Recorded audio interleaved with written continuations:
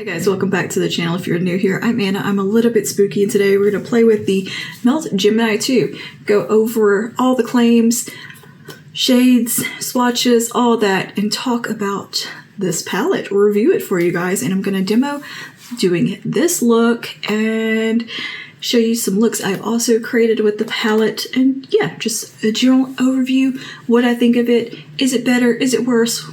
So we're going to get into all the details of this palette, but before we do, don't forget to like, subscribe, comment down below. Let me know what you think of Melt Cosmetics and what you think of the Gemini 2. Is there any other palettes from Melt that you have thoughts on?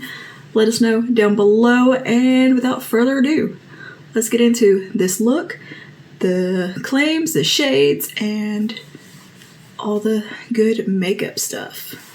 Alright, so today we're going to be playing with Gemini 2, doing a nice little review and demo, and I'll also show you some looks I've created with this palette along with the demo today. But yeah, today we're going to do like a little tutorial basically, but we're going to dip into these mossy greens here. All I've used are these really light tones so far.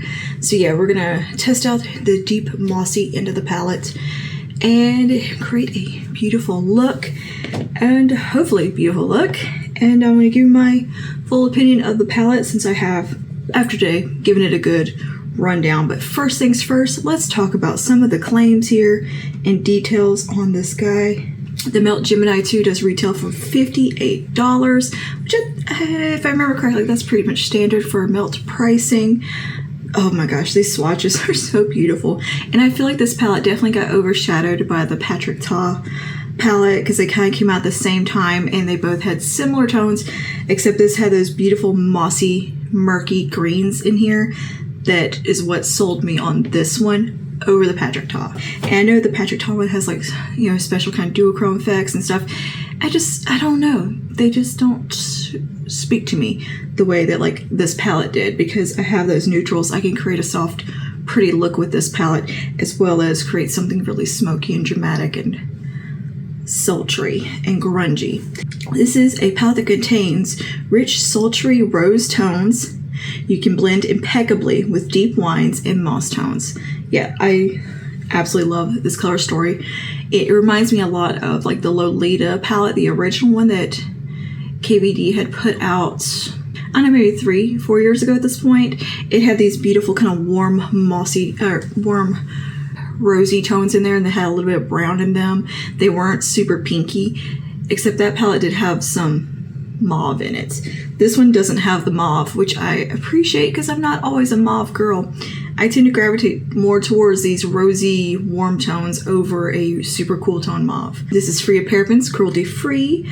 The Gemini 2 eyeshadow palette has 10 brand new shades of matte textures with a dab of shimmer. The palette is soft and edgy at the same time, and I do agree it is soft and edgy at the same time. It's a good balance of the kind of grungy aesthetic, kind of alternative girl aesthetic that Melt has. But it does have a really good balance of shades, I think, in here where you can create those beautifully soft, romantic looks, and you can really amp it up and do something very grungy and dark. I like that the shades in here are just that super duper dark green, to whereas on the eye they may not appear obviously green. They could kind of maybe look a little bit brownish black and you're not really sure what color it is. It's just a murky, grungy color that's a little bit different. I think that's really pretty. I really enjoy shades like that are just a little bit off the beaten path of your normal neutrals.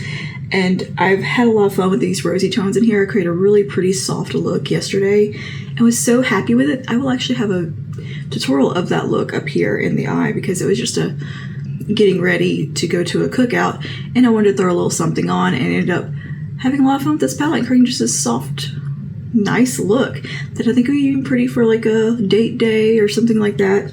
Anyway, the pigmentation here so far that I've noticed has been very, very true to Melt's normal pigmentation, strong, very opaque shades. The shimmers in here are not that formula that I hate from Melt. It's not the gritty, bitty, chunky, flaky formula they do. These are their nice, smooth metallics, which I'm so happy about, because if this had those bitty little flaky ones like in the Smoke Sessions palette or the original Gemini shade, like I hate that formula. I hate it. like in the Beetlejuice palette had some of them, I wouldn't have bought this because I ain't wasting money on a palette I can't love every shade in at this point. And just, oh god, that formula is awful. I don't know why they keep including it in palettes. It's awful. It really is. It's just oily. Yeah, it goes everywhere. It's like flaky and dry. It just gets all over the place. These these shimmers in here are the silky, smooth, beautiful metallics that I love from Melt. So let me go ahead and just show you a nice little swatch here of the green, Mateo, and Schmood, because they are just buttery, smooth, gorgeous colors right here. And we'll just do a little swatcheroo here. Look at that. That is lovely. I love this almost blood red color right here. You could definitely pair in She's in Parties with this palette if you want to bring in some more cooler tones. Oh, that would be very pretty. And this has like a very fiery, warm flash within it and kind of a blackened base, as well as this. It has that nice green shifty shine to it, but it almost has a black base to it. And just very opaque, smooth formula. Same for the mattes. They are very much your classic Melt matte formula, which is a nice formula to work with. It can be a little overpigmented sometimes, where it's a little hard to work with sometimes with their deeper shades. They can be a little tricky to work with because they are so pigmented. I've noticed they're not the most user-friendly mattes in the world, but this palette I found, because it's the lighter shades mostly, it was very easy to work with. I didn't have a lot of fallout, and they just performed nicely. I think maybe they might have upgraded a little bit and refined the matte formula a tad. But yeah, oh, look at that. Those are gonna be on there for a little while. I have kind of a complicated relationship with Melt eyeshadow palettes. Like, I love the aesthetic. I love the color stories. I love the whole thought process behind their palettes. I always have some small critique, at least one eyeshadow in the palette, like with the original Gemini. You guys know I adore that palette because the color story is amazing. I can work with it. It's nice. I love those greens and those sickly yellows, and oh, I love that palette. But at the same time, it has that one shade Gemini that is so flaky and just messy, and I never really can get it to truly work for me. And I've also found like a lot of their mattes do get creasy on me throughout the day, no matter what I do. It's the only brand I have that issue with. So, and then like, I think it was I had gotten the Waiting Room palette and just struggled with that one so much because the shades were repetitive. It had the chunky shades in there. Me and that palette just did not agree. There are shades in there that I love.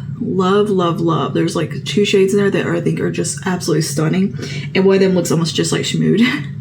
And then there's other shades in there that look exactly the same, and just there's no nuance between them whatsoever. They're virtually the same shade and very repetitive. And I found that formula to be very dry and hard to work with, whereas these don't have that dry, hard to work with formula. These are much easier, just a nice kind of more classic eyeshadow formula. All right, so let's talk about these shades within the palette because they are so pretty. You have 10 shades. Starting from light to dark, you have Bella, which is a light coral, Ladylike, peachy beige, Sweetheart, soft terracotta, Gemellas,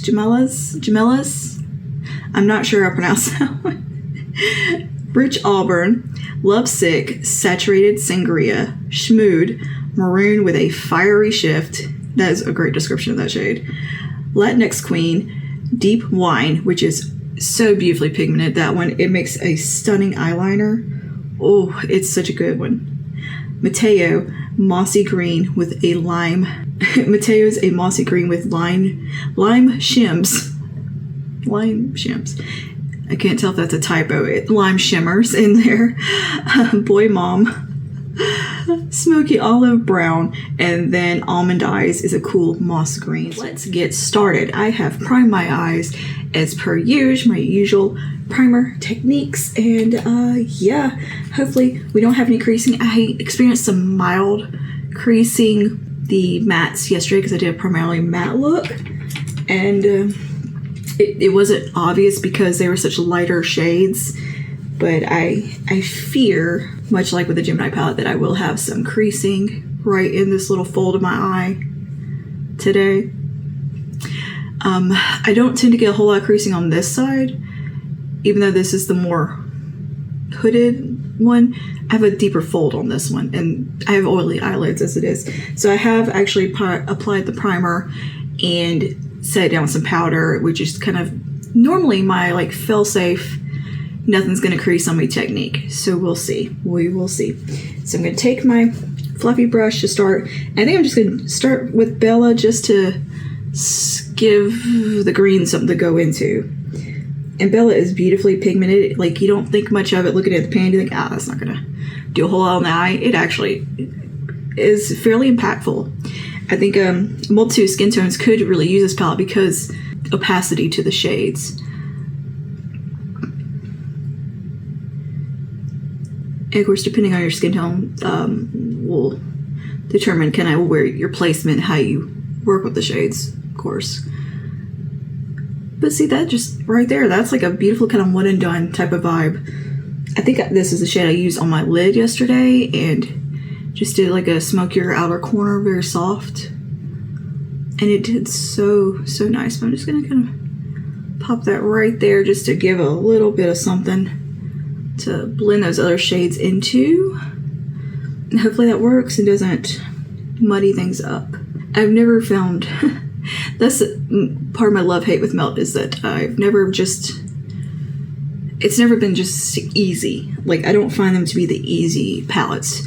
They're the palettes I reach for when I want to feel creative and I want to play and do something a little grungy, but they're not palettes that I go to when I'm short on time. Let's put it that way. They tend to need a little bit of extra work on my parts. That could just be me, but I don't have that experience with any other brand.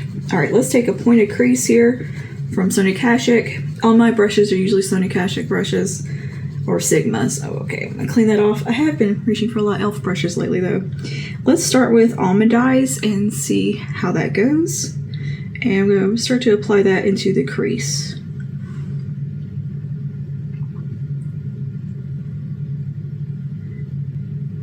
That's pretty with that rose.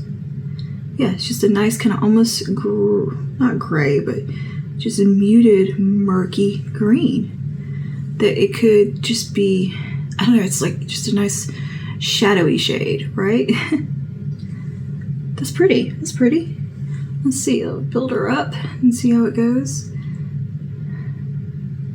But I think a shade like this does need something to blend into, because they can be a little bit not the most like flattering all the time on every skin tone, especially my skin tone where I'm very pale, cool toned.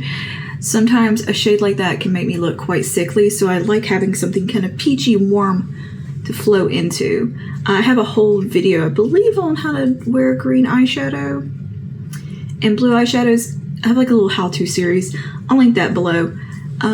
Also, let me know if there's any more eyeshadow shades that you find troublesome, and I will happily do video on some tips and tricks on how to apply them. Also, Alexis Anele? Yeah, I'll link her and she also did a really good one on how to wear blue eyeshadow the other day. Alright, that's going on really easy. I'm finding this palette to be very blendable and a little bit easier to work with than previous palettes. So maybe they're putting a little bit more into the formula, working with them a bit more, and that's blending out really nicely. And just having this kind of under there, just giving it a little perfection. But yeah, that is performing really well. A lot easier than I anticipated it to go on. From previous experience, a shade like this from Melt would have been a little bit more finicky. Yeah, I think they've improved something here. Because that is so easy to apply. Let's see if we can deepen that up. This would be pretty all over the lid. This as a smoky eye would be lovely. I really like how just not obviously green it is, which may be some people's complaint with it. They don't like that it's not reading green right off the bat, but I think that's what makes it cool, is that it's just kind of like, what color is that? It's mysterious. Yeah, I haven't finished a whole cup of coffee and I'm chatty today. Okay, that is building so nicely. That's so pretty. I like that. I like that shade. I like that it's different. It is really different. I think the closest like similarity I have as far as like something kind of like this would be in the Smoky Eyes Are Forever palette from Charlotte Tilbury. Perhaps there might be something in Metropolis from Miss Denona, but I'm not sure. Now I think the rosy shades, they're not going to be the most unique in the world. I think the art style of this palette's pretty, and they updated the art style on Gemini 2 as well to match. I still really love the original art style though, or the design of the old school palette. I like that it wasn't, I don't know, there's something about it I just thought was beautiful. But they kind of took that original design and stylized it a little more. Maybe I'm just not into super stylized artwork, I guess. It just feels a little bit verging into the cartoon side, more like digital art looking. It looks like you could have done it on a iPad. And I'm not complaining or like critiquing it. That's compared to the other palette, the original design of the Gemini 2. I still think it's pretty. I like the roses. I like that they incorporate that on both palettes. I'm going to go back to my original blending brush and just come around them edges. Make sure everything is looking soft. You know what brand I am super into is Maya? Or is Maya? I can't remember the pronunciation now, even though I just watched a video about it. Holy shit, just that brand. I want that whole little PR kit they have. Oof. If I had an extra $200 laying around, it would be mine. Alright, let's go over to Boy Mom. Let me take that on a bit more of a flat shader brush here. And I want to put that on the outer corner. Boy Mom is the olive brown. I think it will give us some really nice depth. Oh yeah. I'm liking this trend of mossier greens coming out in palettes, and like sage greens. Like the new ABH palette kind of has those in it. Oh, that is perfect for adding some depth. Lovely. Huh. Much better experience here than with the last Melt palette I got. That's like the She's in Parties palette. Oh, I adore that palette. But it is a hard palette to work with, to me. There's something about it that's just a little bit troublesome. And I can't quite nail down what it is. But I have to work hard with that palette. This one I'm not having to work hard with. This is just going on. So maybe I would say a lot of the Melt palettes just aren't beginner friendly. Yeah, these are blending so much better than I think some of my previous experiences with Melt. I still would like to get their Blueprint palette. I don't know why. Like, I don't care for blue that much, but there's just something. I like the aesthetic of it. I like the Blueprint vibe. My dad is a contractor, and he's done a lot of drafting and architecture work, engineering. Well, yeah, he's an engineer now, but it's just kind of, I grew up seeing blueprints all over our house, you know, in his office and stuff. I spent a lot of time in his office as a kid, playing secretary and playing draftsman, and I don't know, my brother also used to do that for a living too, so it's kind of like the family business, if you will, even though I didn't go into it. Does me building houses in Sims count? So I've always just wanted that palette just for that, because it makes me think of my dad and how much I freaking loved sitting at his drafting table. He had those massive ones from like the 60s. It was freaking huge. It had like a built-on desk at the bottom. It looked like Frigidaire made it. It was like metal, avocado green. I loved sitting at that thing and playing and digging in it. It had always like places to hide things and put stuff. And now it's all on the computer. Everything's digital. He works from a laptop and a desktop and a tablet at work now. So there's no reason to have the big, beautiful drafting table so much anymore. Okay, that's looking nice. Let's take Mateo. And we'll pop that onto the lid. Okay, that's going on great. Going on great. Wow. Well, Melt, you have...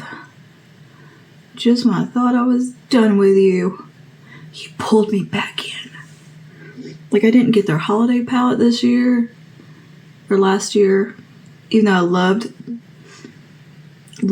the vibe of the palette and the story behind it. It was very heartwarming and touching. Like, I watched a little video where she's talking about the inspiration behind it. I think it was Laura. I can't remember. One of the girls, they were talking about it, and I was in tears right along with her. And I love just the whole, like the rebirth and everything. I thought it was a beautiful sentiment behind the palette. And that made me want it. And they still have it on clearance, I think. I would have actually still would not mind having that blush palette. Because I do think they make gorgeous blushes.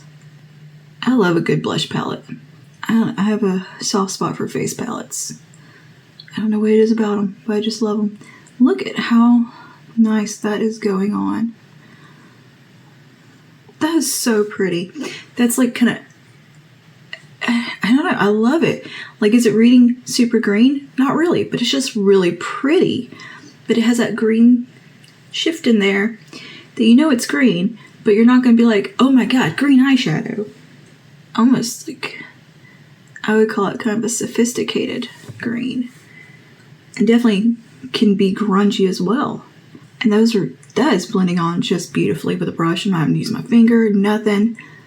Silky, opaque, easy peasy eyeshadow. Well, that is great. Well done, Melt. I'm going to go back into a little bit of almond eyes. Build that up a little. And finish out the look. And I'll have a smoky burgundy look included in this video, just a picture of it.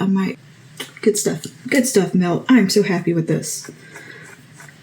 Very happy with this purchase. Because one of those things, oh man, it makes me sick to my stomach sometimes when you spend, $50-something on a palette and you're not in love with it, and you're just kind of like, I want to keep it because I like it, but I'm not in love with it. I hate that feeling. So that's why I'm a very conscious shopper. I don't buy palettes unless I know I'm going to want them. Like, I truly want things that I purchase. I don't just buy them just because. Oh yeah, those lime shims, as they called them, shimmers.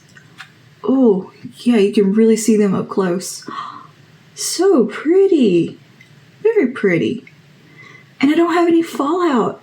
There's no shimmer all over my face. I'm taking Boy Mom now. I'm just deepening up the lash line. That is nice. I'm just curious how that would do if I went over it with a finger. Just to see. Oh, yeah, you get some good impact if you do that. Really get those lime shimmers in there. That's stunning. That's going to be perfect for fall. This palette can definitely carry you into fall beautifully. I think they might should have waited, but I think they'll be geared up for their Christmas launch by then, which I'm excited for. I'm excited to see, and I'm hoping it's something that I want. I think this color looks pretty with my blue eyes too, because it has that little bit of coolness in there. I like it. I like it. All right. I'm going to tidy up just a little bit right here, because I do have just where I was doing that bit of liner action. Like, I have a tiny bit of fallout, but it's not like an insane amount. I just like to clean up right here. I always get eyeshadow there at least. I just like to clean that up a bit. Very happy with this. Right. I'm going to do my skin and all that. We'll be back to the lower lash line. I'll see you in just a sec.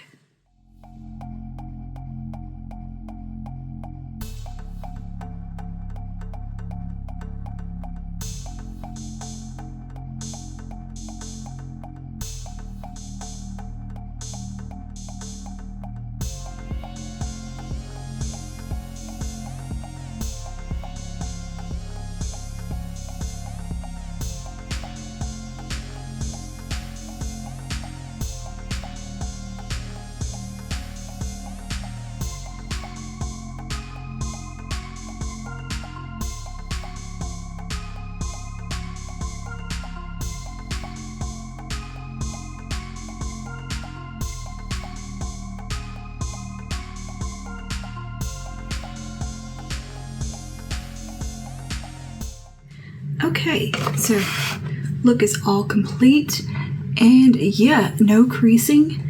Usually at this point I would have had some creasing right in here. None. So that is pretty cool. I definitely think they improved the formula. I don't know if they did officially or anything like that, but either way, the formulas within this one are A+ for me. The blendability is there. It's not getting patchy. It was very effortless to work with, which isn't always the experience with Melt Cosmetics palettes.